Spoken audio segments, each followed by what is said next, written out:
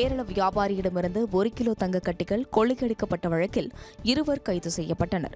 கேரள மாநிலம் திருச்சூரை சேர்ந்த ஜெய்சன் ஜேக்கப் நகைக்கடை நடத்தி வருகிறார். கடந்த 14ஆம் தேதி கோவையிலிருந்து கேரளாவிற்கு காரில் சென்றபோது லாரியில் மோதி வழிமறித்த மர்ம கும்பல் காரில் இருந்த 1.25 கிலோ தங்கக் கட்டிகளை கொள்ளையடித்து சென்றது.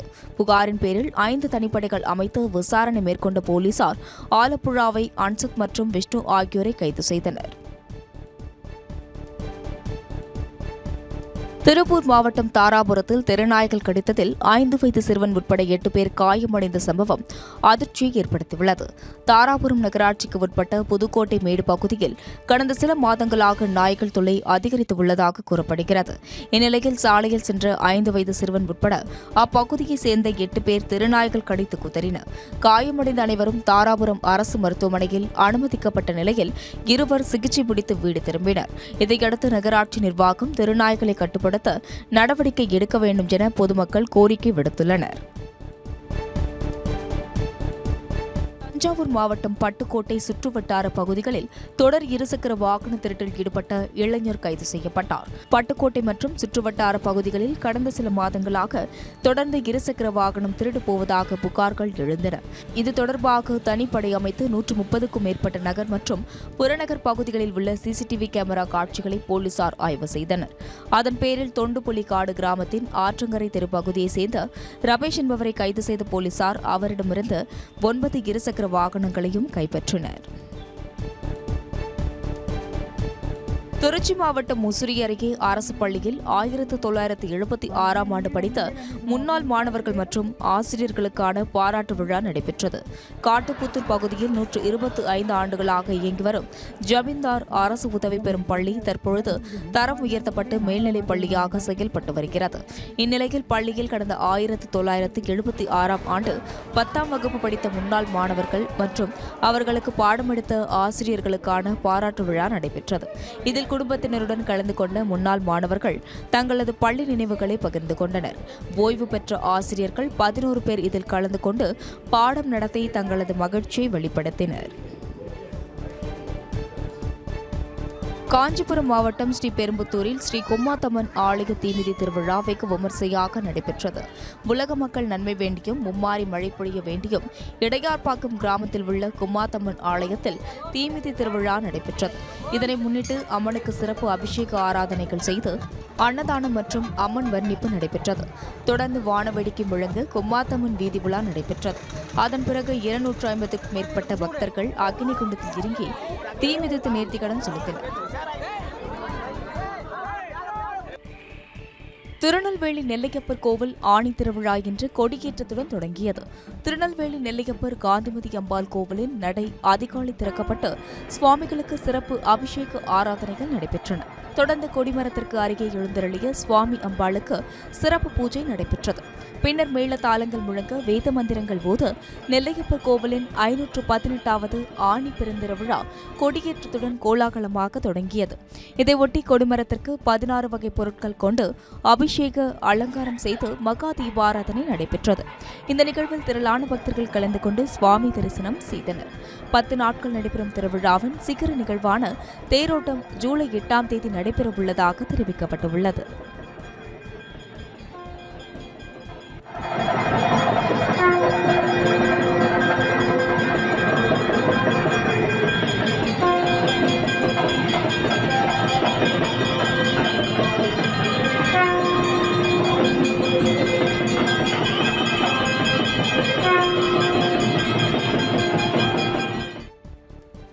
புதுக்கோட்டை மாவட்டம் கரம்பங்குடி அருகே கடனை திருப்பி செலுத்தாததால் தம்பதியை கடத்திய சகோதரர்களை போலீசார் கைது செய்தனர். சொக்கம்பேட்டை பகுதியைச் சேர்ந்த சத்யராஜ் கரம்பங்குடியில் இயங்கி வரும் நிதி நிறுவன உரிமையாளர் ராஜேஷ் என்பவரிடம் 1 லட்சம் ரூபாய் கடன் பெற்றதாக தெரிகிறது. தொடர்ந்து பணத்தை திருப்பி தராமல் காலம் தாழ்த்தி வந்ததால் ஆத்திரமடைந்த ராஜேஷ் தனது சகோதரர் சூர்யாவுடன் இணைந்து சத்யராஜ் மற்றும் அவரது மனைவி மணிமேகலை ஆகியோரை காரில் கடத்திச் சென்றனர். இதுகுறித்து தகவல் அறிந்த போலீசார் சம்பந்தப்பட்ட காரை மடக்கி அடக்கி பிடித்தனர். அப்போது தனது மனைவியை மற்றொரு காரில் கடத்தி சென்றதாகவும் அவரை காப்பாற்றுமாறு சத்யராஜ் தெரிவித்தார். இதன் பின்னர் அக்கச்சிப்பட்டி பெட்ரோல் பங்கில் இறக்கிவிடப்பட்ட மணிமேகலையை மீட்டனர். தொடர்ந்து கடத்தலில் ஈடுபட்ட சகோதரர்களை கைது செய்த போலீசார் கடத்தலுக்கு உடந்தையாக இருந்த 4 பேரை தேடி வருகின்றனர். சென்னை பெரும்பாக்கத்தில் கழிவுநீர் சாலையில் குள்ளம் போல் தேங்கி நிற்பதால் பொதுமக்கள் அவ்வழியாக நடந்து செல்ல முடியாமல் அவதி அடைந்து வருகின்றனர். பெரும்பாக்கம் எழில்நகர் தமிழ்நாடு நகர்ப்புற வாழ்விட மேம்பாட்டு வாரிய குடியிருப்பு பகுதியில் சாலையில் கழிவுநீர் குளம் போல் தேங்கி நிற்கிறது. இதனால் அந்த பகுதியை கடந்து செல்லும் பள்ளி மாணவர்கள், முதியோர்கள் கழிவுநீரில் கால் வைத்து நடந்து செல்ல வேண்டிய அவல நிலை ஏற்பட்டுள்ளது. இதனால் நோய் தொற்று பரவும் அபாயம் ஏற்பட்டுள்ளதாக அச்சம் தெரிவித்த மக்கள் அடைப்பை சரி செய்து கழிவுநீரை அகற்ற மாவட்ட நிர்வாகம் உடனடியாக நடவடிக்கை எடுக்க வேண்டும் என கோரிக்கை விடுத்துள்ளனர். அலியாளம் தூள்செட்டி ஏரி இணைப்பு திட்டத்தை உடனடியாக நிறைவேற்ற கோரி கிருஷ்ணகிரி மாவட்டம் ராயக்கோட்டையில் உழவர் அமைப்பு சார்பில் கவனஈர்ப்பு ஆர்ப்பாட்டம் நடைபெற்றது. அப்போது அலியாளம் தூள்செட்டி ஏரி இணைப்பு கால்வாய் திட்டத்தை உடனடியாக நிறைவேற்ற வேண்டும் எனவும் தமிழக அரசின் பொதுப்பணித்துறை 2 வாரங்களில் இத்திட்டம் குறித்த தற்போதைய நிலை குறித்து விரிவான விளக்கம் அளிக்க வேண்டும் எனவும் வலியுறுத்தினார். தொடர்ந்து மத்திய அரசு கொண்டுவரவுள்ள நிலத்தடி நீர் பயன்பாட்டு வரிக்கு தென்பெண்ணை கிளை வாய்க்கால் கோரும் உழவர் அமைப்பினர் கண்டனம் தெரிவித்துள்ளனர். பரந்தூர் பசுமைவெளி விமான நிலைய திட்டத்திற்கு எதிர்ப்பு தெரிவித்து சட்ட போராட்டம் நடத்தப்பட உள்ளதாக அறிவிக்கப்பட்டுள்ளது. காஞ்சிபுரம் மாவட்டம் பரந்தூர் சுற்றுவட்டார 20 கிராமங்களை உள்ளடக்கி சுமார் 5746 ஏக்கர் பரப்பளவில் பரந்தூர் பசுமைவெளி விமான நிலையம் அமைக்கும் திட்டத்தை மத்திய மாநில அரசுகள் அறிவித்து அதற்கான நடவடிக்கைகளை மேற்கொண்டுள்ளது. இத்திட்டத்திற்கு எதிர்ப்பு தெரிவித்து ஏகனாபுரம் கிராம மக்கள் தொடர்ந்து 1000 நாட்களுக்கு மேலாக போராடி வரும் நிலையில் கையகப்படுத்தவுள்ள நிலங்களுக்கு ஏக்கருக்கு 35 லட்சம் முதல் அதிகபட்சமாக 2.5 கோடி ரூபாய் வரை விலை நிர்ணயம் செய்து நேற்று அரசு ஆணை வெளியிட்டது. இதையறிந்து அவசர ஆலோசனைக் கூட்டம் நடத்திய பரந்தூர் பசுமைவெளி விமான நிலைய திட்ட எதிர்ப்பு குழுவினர் இத்திட்டத்தை கைவிடக் கோரி சட்ட போராட்டத்தை முன்னெடுக்கப் போவதாக அறிவித்துள்ளது. கடலூர் நெல்லிக்குப்பம் அருகே சலூன் கடை உரிமையாளர் நாகமுத்து என்பவர் கழுத்து அறுத்து கொலை செய்யப்பட்ட சம்பவம் அதிர்ச்சியை ஏற்படுத்தியுள்ளது. திருச்செந்தூர் செல்வதாக வீட்டிலிருந்து புறப்பட்ட அவர் நெல்லிக்குப்பம் அருகே உள்ள கருப்பு கேட் சுடுகாடு பகுதியில் கழுத்து அறுக்கப்பட்ட நிலையில் சடலமாக கிடந்துள்ளார். தகவலின் பெயரில் அங்கு சென்று விசாரணை நடத்திய நெல்லிக்குப்பம் போலீசார் சடலத்தை கைப்பற்றி விசாரணை மேற்கொண்டு வருகின்றனர். மேலும் நாகமுத்து அணிந்திருந்த 2.5 சவரன் செயின் மற்றும் 1/2 சவரன் மோதிரம் காணாமல் போயிருந்ததாகவும் விசாரணையில் தெரியவந்துள்ளது. கடலூர் மாவட்டம் விருத்தாச்சலம் அருகே குடிநீர் கேட்டு காலி குடங்களுடன் ஊராட்சி ஒன்றிய அதிகாரிகளை கண்டித்து பொதுமக்கள் 1/2 மணி நேரமாக சாலை மறியல் போராட்டத்தில் ஈடுபட்டதால் பரபரப்பு ஏற்பட்டது. எருமனூர் பகுதியில் வசித்து வருபவர்களுக்கு கடந்த 1 மாத காலமாக குடிதண்ணீர் வரவில்லை என அதிகாரிகளிடம் பலமுறை புகார் அளித்துள்ளனர். ஆனால் ஊராட்சி ஒன்றிய அதிகாரிகள் எந்தவொரு நடவடிக்கையும் எடுக்கவில்லை என்று கூறப்படுகிறது. இதனால் ஆத்திரமடைந்த பொதுமக்கள் எருமனூர் பேருந்து நிறுத்தத்திற்கு முன்பு சாலை மறியலில் ஈடுபட்டனர். தகவல் அறிந்து வந்த விருத்தாச்சலம் போலீசார் சாலை மறியலில் ஈடுபட்ட பொதுமக்களிடம் பேச்சுவார்த்தை நடத்தி நடவடிக்கை எடுப்பதாக உறுதி அளித்ததால் போராட்டம் கைவிடப்பட்டது. தென்காசி மாவட்டம் சிவகிரி அரசு மருத்துவமனைக்கு மதுபோதையில் ஆயுதங்களுடன் வந்த கொத்தனார் ரமேஷ் என்பவர் மருத்துவமனையில் இருந்த பொருட்களை அடித்து உடைத்து சேதப்படுத்தியது அதிர்ச்சியை ஏற்படுத்தியுள்ளது. மதுபோதைக்கு அடிமையான ரமேஷ் மனைவியிடம் தகராறு செய்த நிலையில் தலையில் தாக்கியதில் தலையில் காயம் ஏற்பட்ட நிலையில் மனைவி சிவகிரியில் உள்ள அரசு மருத்துவமனையில் சிகிச்சைக்காக சேர்க்கப்பட்டுள்ளார். அங்கு வந்து ரகளையில் ஈடுபட்ட ரமேஷ் தான் கொண்டு வந்த அரிவாள், வாள் உள்ளிட்ட ஆயுதங்களை மருத்துவமனை முன்பு கீழே வைத்து என்னை வெட்டிவிடுங்கள் என்று பேசும் வீடியோ தற்போது சமூக வலைதளங்களில் வேகமாக பரவி வருகிறது. மயிலாடுதுறையில் மாநில அளவிலான 19 வயதிற்கு உட்பட்டோருக்கான இறகுப்பந்து போட்டி நடைபெற்றது.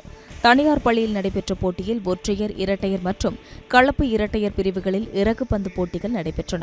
இதில் தமிழ்நாடு முழுவதும் 426 அணிகள் பங்கேற்று தங்களது திறமைகளை வெளிப்படுத்தினர். இந்த போட்டியில் வெற்றி பெற்றவர்களுக்கு மயிலாடுதுறை சட்டமன்ற உறுப்பினர் ராஜகுமார் கலந்து கொண்டு பரிசு, கோப்பை மற்றும் சான்றிதழ் வழங்கி பாராட்டினார். மயிலாடுதுறை மாவட்டம் சீர்காழி அருகே எரிவாயு கசிந்து ஏற்பட்ட தீ விபத்தில் 2 கூரை வீடுகள் எரிந்து சேதமடைந்தன.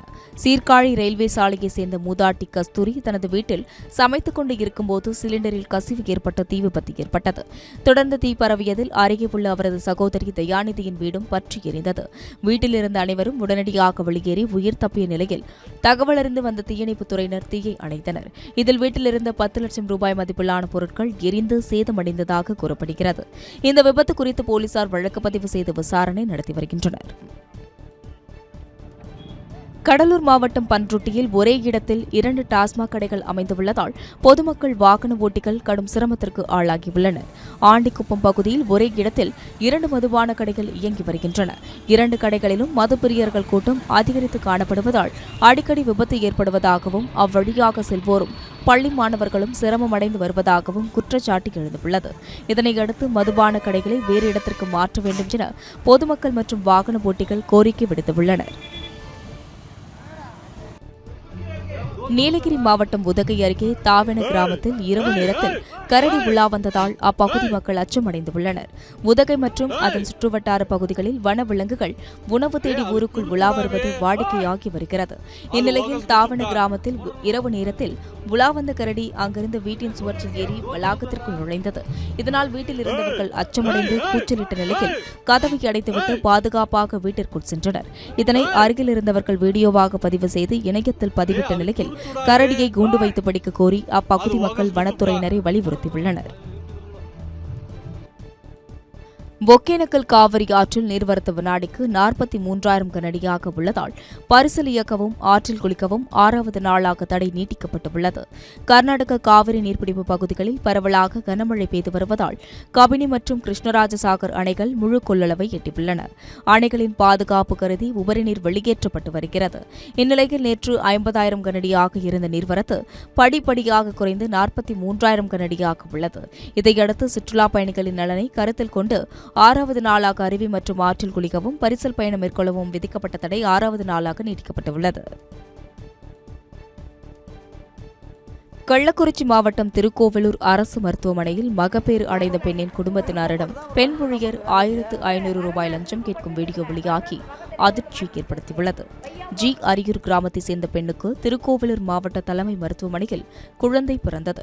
இந்நிலையில் இரத்தக்கரை படிந்த அவரது ஆடைகளை துவைப்பதற்காக துணி பவுடர், சோப்பு உள்ளிட்டவற்றை பெண்ணின் உறவினர்களை வாங்கி வர சொன்ன மருத்துவமனை ஊழியர் 1,500 ரூபாய் லஞ்சம் கேட்டதாக தெரிகிறது.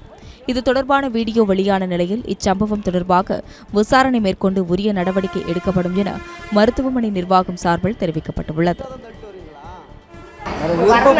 விருப்பப்பட்டு தான் அவர் வந்துட்டு நம்ம அந்த வேலைக்கு விருப்பப்பட்டுன்றதுல வகை தெரியாத வந்து மாட்டிச்சாச்சு. பையா போகிறதுக்கு ஒரு கல்லூரி கிடாச்சு. வீட்டில் இருக்கிறவங்கள நாம மெட்டிட்டு வரோம். இங்கே நம்மள வந்து மெட்டுதுங்க.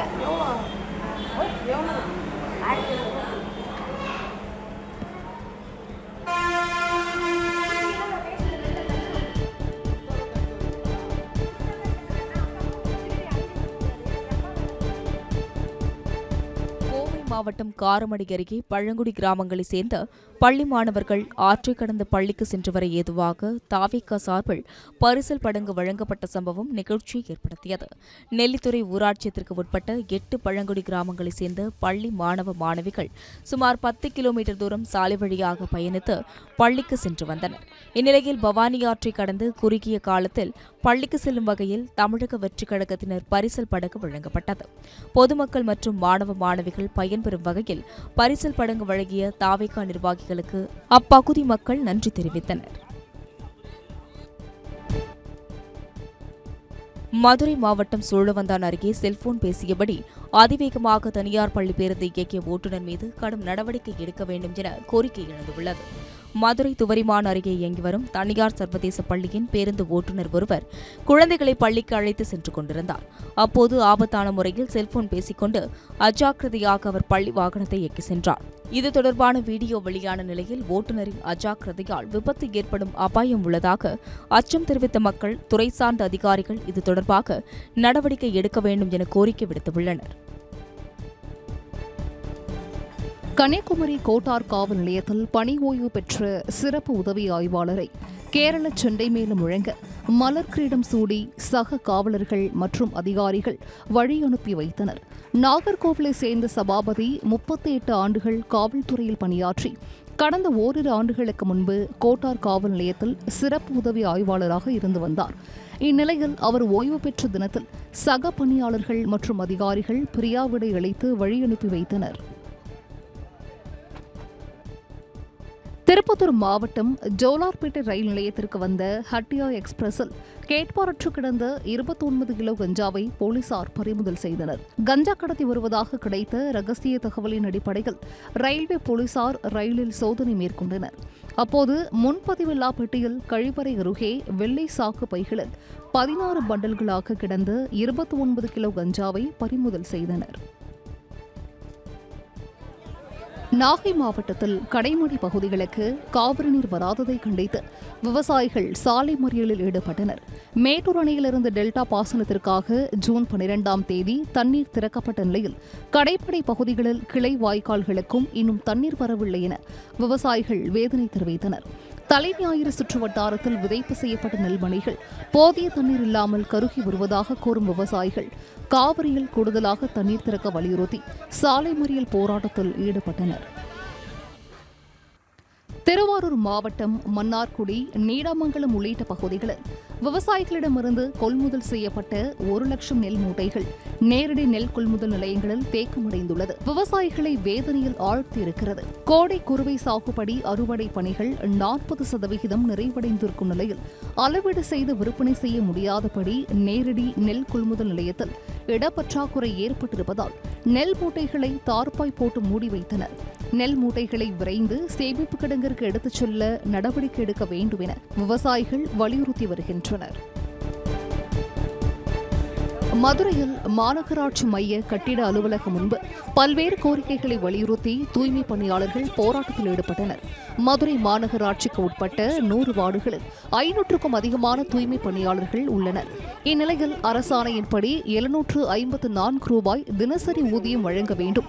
ஓய்வு பெற்ற தூய்மை பணியாளர்களுக்கான பண பலன்களை ஓய்வு பெறும் நாளிலேயே வழங்க வேண்டும் என்பன உள்ளிட்ட கோரிக்கைகளை வலியுறுத்தி தூய்மை பணியாளர்கள் இன்று ஒருநாள் பணிகளை புறக்கணித்து ஆர்ப்பாட்டத்தில் ஈடுபட்டனர்.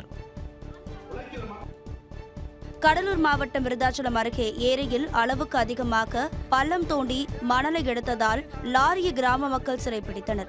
ஆலிச்சிக்குடி ஏரியில் இருந்து வண்டல் மண் எடுக்க பொதுப்பணித்துறை அனுமதி அளித்துள்ளது. ஆனால் அனுமதிக்கப்பட்ட 3 அடி ஆழத்திற்கு பதிலாக 16 அடி வரை தோண்டி மணல் எடுப்பதாகவும் ஒப்பந்ததாரரிடம் பணத்தை வாங்கிக் கொண்டு அதிகாரிகள் முறைகேட்டில் ஈடுபட்டு வருவதாகவும் அப்பகுதி மக்கள் குற்றம் சாட்டினர்.